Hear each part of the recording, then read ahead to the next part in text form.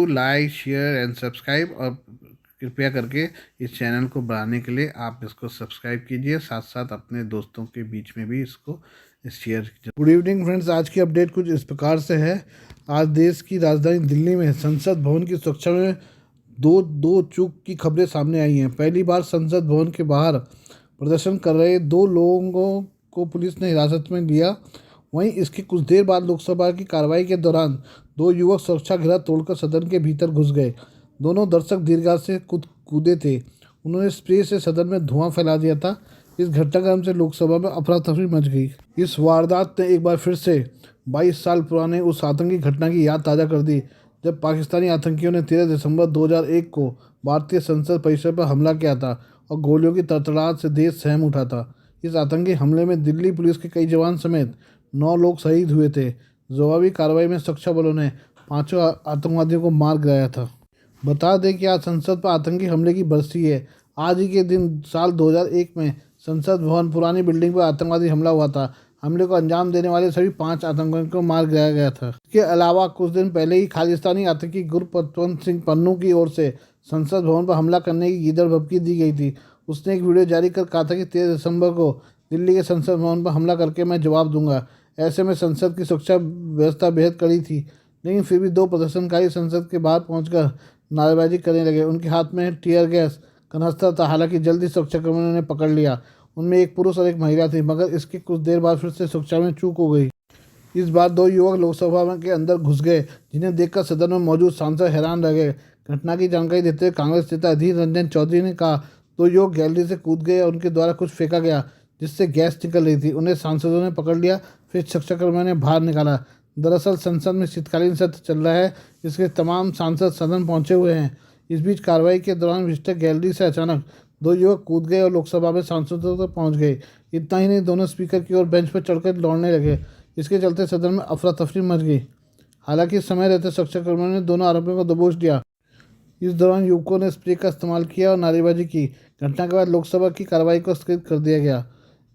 कौन है हंगामा करने वाले? संसद के बाहर हुई घटना में दिल्ली पुलिस ने 2 लोगों को हिरासत में लिया है। इनके नाम नीलम और अनमोल सिंधे हैं। नीलम महिला है, उसकी उम्र 42 साल है। वह हरियाणा के हिसार की रहने वाली है, जबकि दूसरा आरोपी अनमोल महाराष्ट्र के लातूर का रहने वाला है। उसकी उम्र 25 साल है।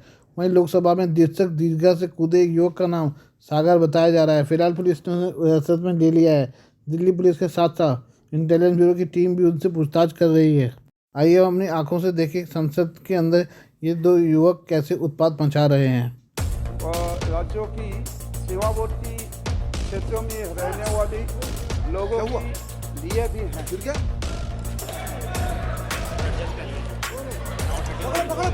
सभा की कार्यवाही 2 बजे तक स्थगित की जाती है।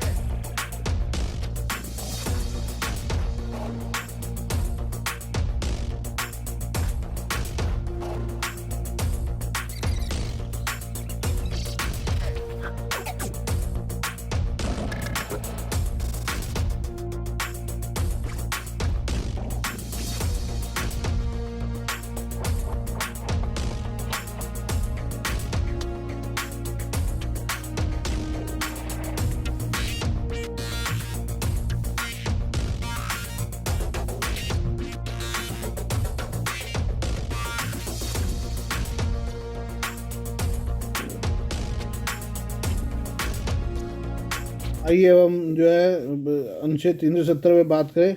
भारतीय सर्वोच्च न्यायालय के अनुच्छेद 370 को जम्मू कश्मीर से हटाने के फैसले को सही ठहराने के बाद पाकिस्तान की केयर टेकर सरकार बौखला गई है। पाकिस्तान सरकार ने इस मामले को OIC देशों के साथ उठाया है। अब इस्लामिक देशों का यह संगठन OIC भी अनुच्छेद 370 विवाद में कूद पड़ा है। OIC ने सुप्रीम कोर्ट के अनुच्छेद 370 को लेकर दिए फैसले पर चिंता जताई है। सऊदी अरब की अगुवाई वाले OIC के महासचिव के कार्यालय ने एक बयान जारी करके कहा है कि भारत एक तरफा उठाए गए सभी कदमों को वापस ले।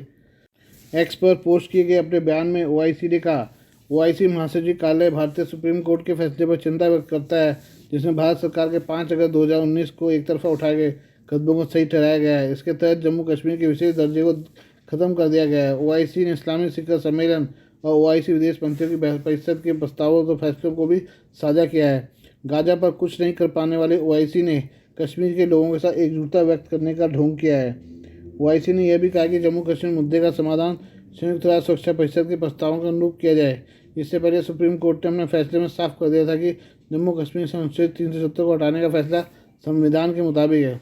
सुप्रीम कोर्ट ने साफ किया कि जम्मू कश्मीर भारत का अभिन्न अंग है। इससे पहले अनुच्छेद 370 को हटाने के फैसले को सुप्रीम कोर्ट में चुनौती दी गई थी। करीब 1 दर्जन याचिकाओं पर सुप्रीम कोर्ट ने मोदी सरकार के हक में फैसला दिया। भारतीय सर्वोच्च अदालत के फैसले के बाद पाकिस्तान की सरकार बौखला गई थी।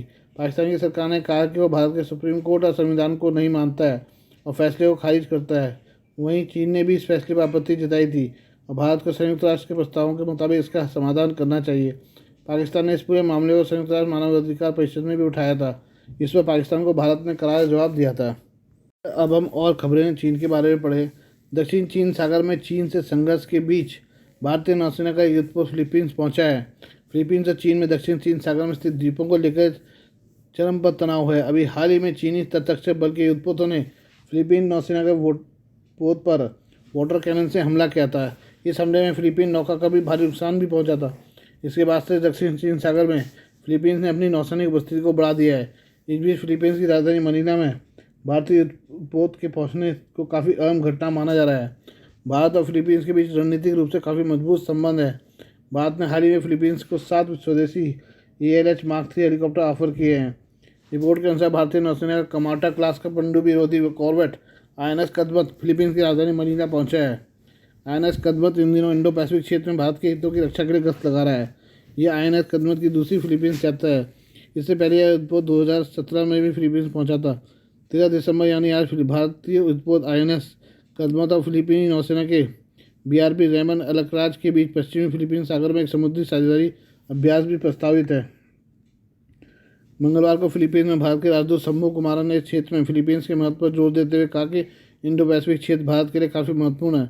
उन्होंने साथी लोकतंत्रों के रूप में दोनों देशों के घनिष्ठ संबंधों पर प्रकाश डालते हुए भारत और फिलीपींस के बीच मजबूत साझेदारी का उल्लेख किया। उन्होंने कहा कि क्षेत्रीय शांति और स्थिरता में हमारा साझा हित है, इसलिए आप उम्मीद करेंगे कि भारत एक मजबूत नौसेना और समुद्री सुरक्षा जुड़ाव जारी रखेगा। पश्चिमी फिलीपीन सागर में हाल की घटनाओं के बाद कुमारन ने नियम आधारित व्यवस्था, अंतर्राष्ट्रीय कानून का सम्मान का भी आह्वान कहा। उन्होंने कहा कि हमें सुनिश्चित करने के प्रयासों में अपने फिलीपीन मित्रों का पूरा समर्थन करते हैं कि समुद्र में जो कुछ होता है वह समुद्र के संविधान का सम्मान करता है। INS कदमत भारतीय नौसेना का दूसरा जहाज है जो स्टिल्थ एंटी सबमरीन तकनीक से लैस है। इसे भारत की पूर्वी नौसैनिक कमान को सौंपा गया है। यह युद्धपोत 13 दिसंबर तक मनीला में रहेगा। लीजिए और खबरें 370 से रिलेटेड। जम्मू और कश्मीर से अनुच्छेद 370 को हटाने के फैसले को वैध बताने के सुप्रीम कोर्ट के फैसले के बाद चीन भड़का हुआ है। चीनी विदेश मंत्रालय ने बयान जारी कर लद्दाख को लेकर जमकर जहर उगला है। मंत्रालय के प्रवक्ता ने दावा किया कि चीन ने कभी भी लद्दाख केंद्र शासित प्रदेश को मान्यता नहीं दी है। प्रवक्ता ने लद्दाख के एक बड़े हिस्से को चीन का भूभाग भी बता दिया है, जबकि सच्चाई है कि उसने भारत की लगभग 42,000 वर्ग किलोमीटर से ज़्यादा के इलाके में अवैध रूप से कब्जा किया है। भारत सरकार संसद से लेकर दुनिया के हर मंच पर 2 टूक शब्दों में कई बार बता चुकी है कि पाकिस्तान अधिकृत कश्मीर से लेकर अक्साई चीन तक पूरा इलाका भारत का अभिन्न अंग है। चीनी विदेश मंत्रालय के प्रवक्ता मानो निंग ने सवाल के जवाब में कहा कि चीन ने कभी भी भारत के एक तरफा अवैध रूप से स्थापित लद्दाख केंद्र शासित प्रदेश को मान्यता नहीं दी और भारत की घरेलू न्यायिक विवेचना इस वस्तुगत तथ्य को नहीं बदल सकती कि चीन भारत सीमा पर पश्चिमी खंड चीन का है। चीन अरुणाचल प्रदेश, सिक्किम के भी एक हिस्से पर अपना दावा करता है। यह पहली बार नहीं है जब चीन ने भारत की अखंडता को लेकर गलत बयानी की हो। इससे पहले भी चीन अरुणाचल प्रदेश को अपना हिस्सा बताता रहा है। सुप्रीम कोर्ट के मुख्य न्यायाधीश DY चंद्रचूड़ की अध्यक्षता वाली 5 जजों की बेंच ने सर्वसम्मति से जम्मू कश्मीर को विशेष राज्य का दर्जा देने वाले अनुच्छेद 370 को हटाने के फैसले को वैध माना था। सोमवार को अपना फैसला सुनाते हुए सुप्रीम कोर्ट ने कहा था कि 370 एक अस्थायी प्रावधान था और राष्ट्रपति के पास इसे हटाने की शक्ति थी। कोर्ट ने कहा कि जम्मू कश्मीर के पास बाकी राज्यों से अलग कोई संप्रभुता नहीं है। आज के लिए बस इतना ही। बाकी मिलते हैं कल आपसे नई खबरों के साथ। धन्यवाद।